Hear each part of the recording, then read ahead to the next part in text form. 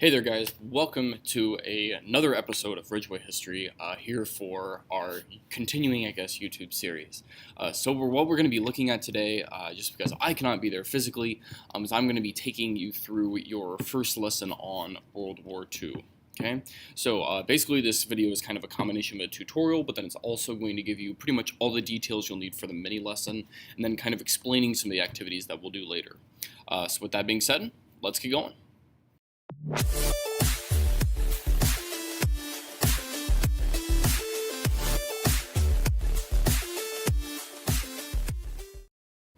Okay, so first things first, please make sure you take care of your Go Pollock warm-up down here. You'll notice that the questions will be themed off of pretty much everything because we have a final coming up in just a couple of weeks, okay? Which I'm sure you're also excited about.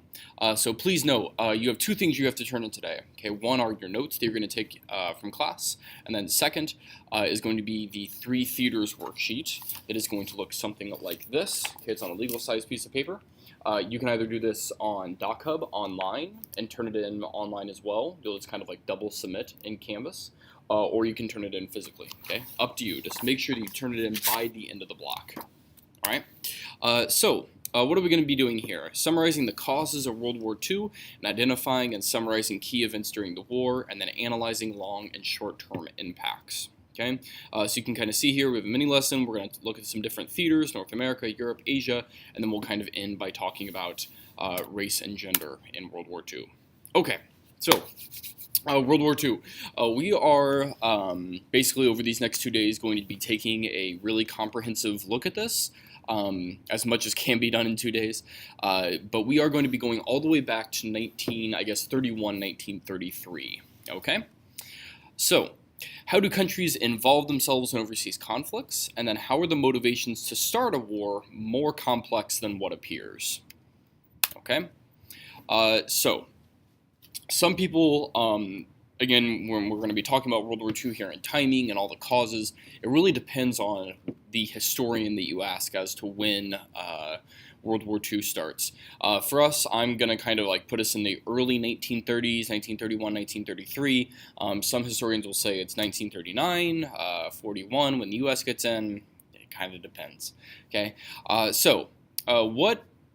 despite the time period, what will kind of cause it in the first place? And really, I would tell you that any historian who's probably worth their weight in salt is probably going to point you towards kind of the world after World War I. Okay, so let's remind ourselves again what that looked like. Okay, this was not exactly a happy time in Europe. Again, Germany was blamed for World War I. Okay, they have to make war reparations. Okay, for causing the war, and this makes the rise of Hitler. Okay, much, more possible than it has before because there's a lot of resentment there. Okay. Now, also, going on the other side of the world is that Japan, after World War I, felt that it should have had really a lot more, spoils after participating on the winning side. Okay, they should have earned more land, they should have gotten more colonies, resources, and they felt like they have kind of been short. I don't know what the exact word there would be, but basically like shorthanded after that particular conflict. Okay. Now, second is going to be that continuing idea of scientific racism, that certain people are superior to others, and that we're applying like the ideas of Darwin, kind of the survival of the fittest, to nations and kind of peoples as a whole. Okay, so let's talk about then Germany and Italy, which I lovely have misspelled up there. Gonna have to fix that. Okay, so in 1933, a new leader of Germany, Adolf Hitler, if you've not heard of him, that's him down there, he comes to power. Okay, and so in 33, when Hitler becomes Chancellor of Germany, okay, you want to understand that we are now in the midst of the Great Depression, which I would love to talk more about, but we don't really have time to. Just know that in Germany at this time, just like in the United States, people are very desperate, they're very hungry, they're looking for answers. Okay, and in this kind of milieu, this kind of age after World War I with so much resentment and so much stuff built up, it's basically now we are looking at this age where somebody like Hitler coming along is much more possible than ever had been before. Okay, and Hitler, as well as I guess the guy who came up with it, will come up with this new type of government called fascism. Okay, and it is a kind of a combination of two things. So fascism is a kind of government that is, first of all, ultra nationalistic. Okay, so again, if you've heard of nationalism, the belief of pride in your own country, Germany for Germans. Okay, and also it's going to be totalitarian, which means one-man rule, or it's going to be kind of a dictatorship. It's developed by this guy over here. His name is Benito Mussolini, and kind of as a part of that, Hitler's looking to restore Germany to its kind of proper place in the world. And so he's going to, for example, look to acquire something called Lebensraum, which is living space for the German people, things that he thought that the Germans should have gotten after, or at least in spite of their experiences in World War I.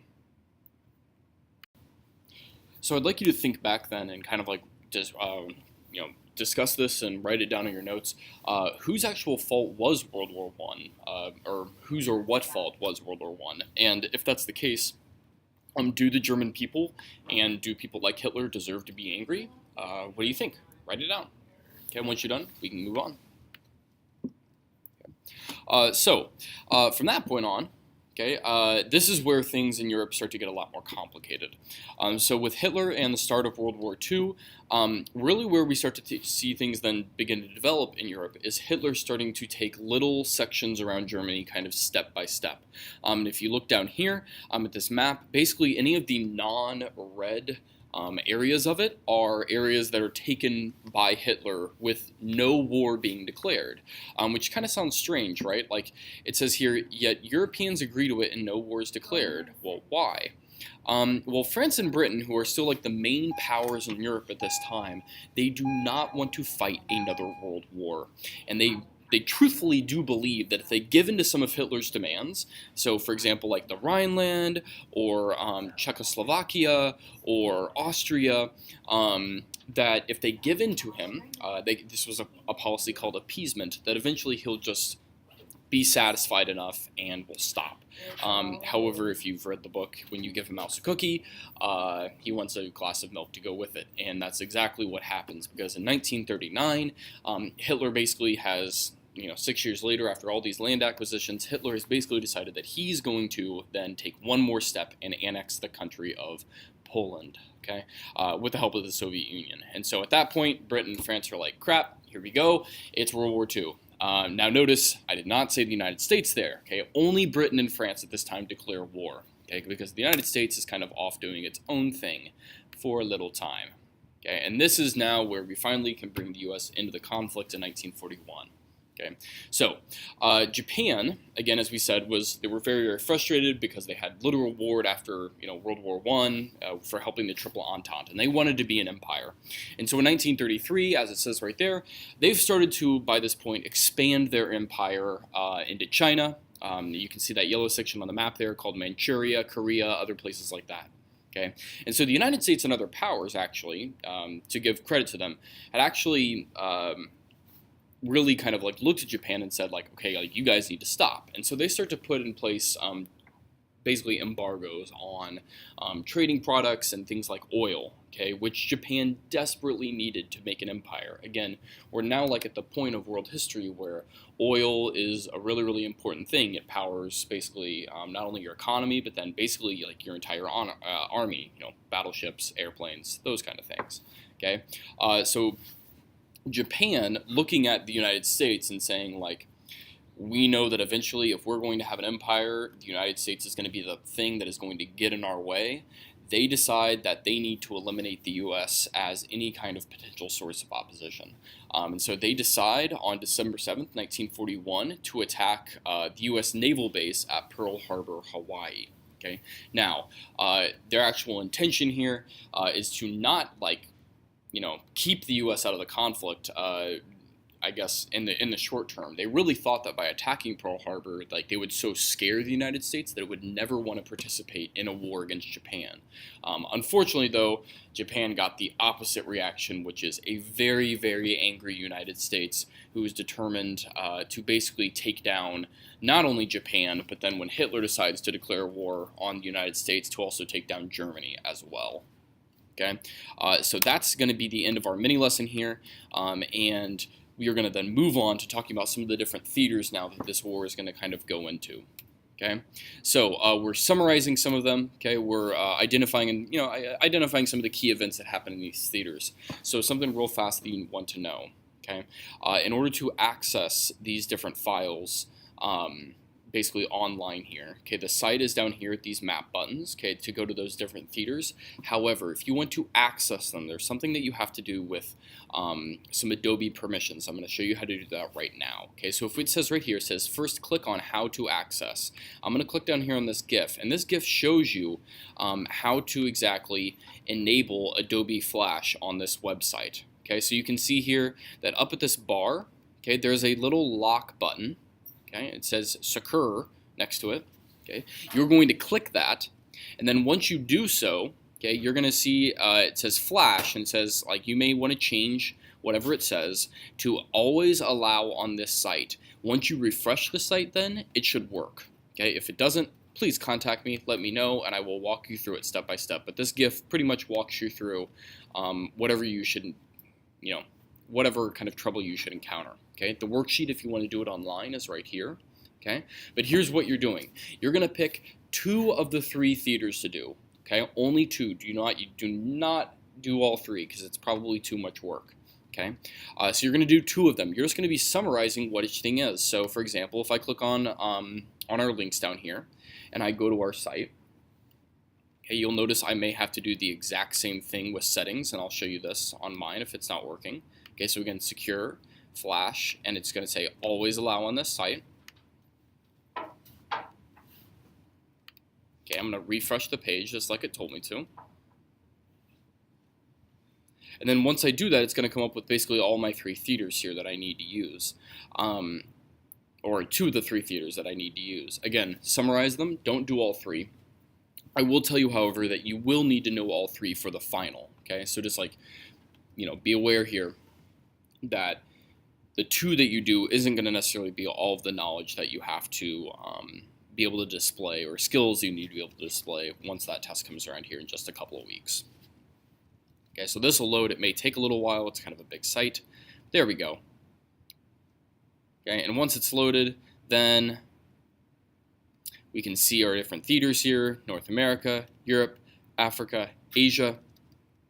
And these particular buttons that you click on are up to kind of what's on your worksheet there. Okay, so for example, if I'm doing Europe, I see that we have to do Nazi expansion, the Maginot Line, the Battle of Britain, Jews seek refuge, and the Siege of Leningrad.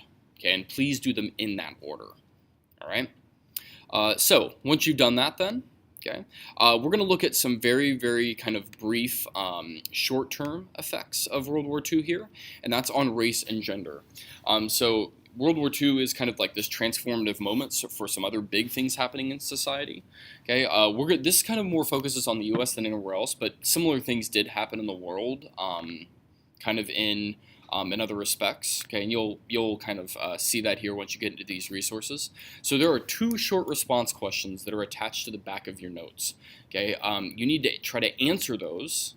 Okay, once you've looked through both of these resources down here, you can see gender, race. Okay, and the questions then are pretty straightforward. So for example, I think one of them here, let me pull it up, is explain your thinking. Should we think of the United States as being more or less racially tolerant because of World War II? I don't know. And then the other one for gender is, did World War II really transform gender roles in the United States? Use examples to prove your thinking. Alrighty, so once you've done that, and you've taken care of those and notes, and then also this beautifully long worksheet, then you are all done for today's lesson. Okay, and I will see you guys then when I get back. But until then, bye-bye.